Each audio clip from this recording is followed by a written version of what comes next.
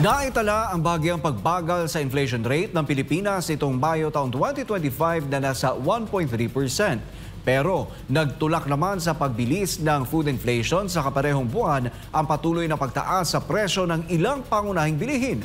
Si Sheena Torno magbabalita.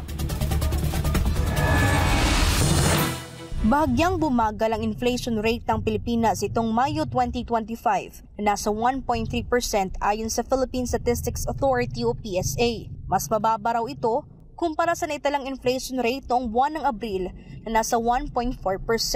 Ang pangunahing dahilan ng mababang inflation itong buwan ng Mayo ay ang mabagal na pagtaas ng housing, water, electricity, gas and other fuels. Nag-ambag din sa pagbagal ng inflation rate sa food and non-alcoholic beverages ang mababang presyo ng bigas sa mga pamilihan, partikular sa National Capital Region na nasa negative 5.5.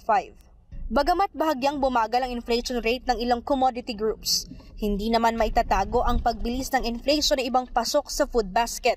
Kabilang na rito ang patuloy na pagtaas sa presyo ng karneng baboy, isdang galunggong, itlog at gulay. So we have increasing inflation. In a way, we can see that depending on the movement itong mga iba pang items in the food basket, pwedeng tumaas or bumaba sa month of June.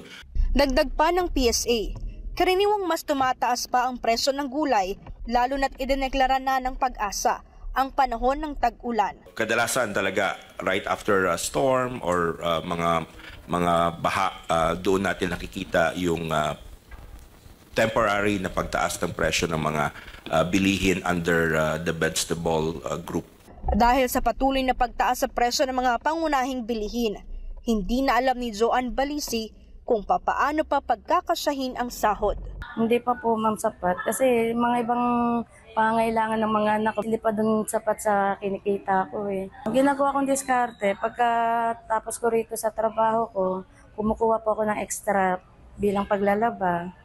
Yun po ginagawa ko para may extra income. Lalo na po dalawang pinag-aaral ko, high school at college. Para sa Diyos at sa Pilipinas kong mahal, ito si Sheena Torno, SM News.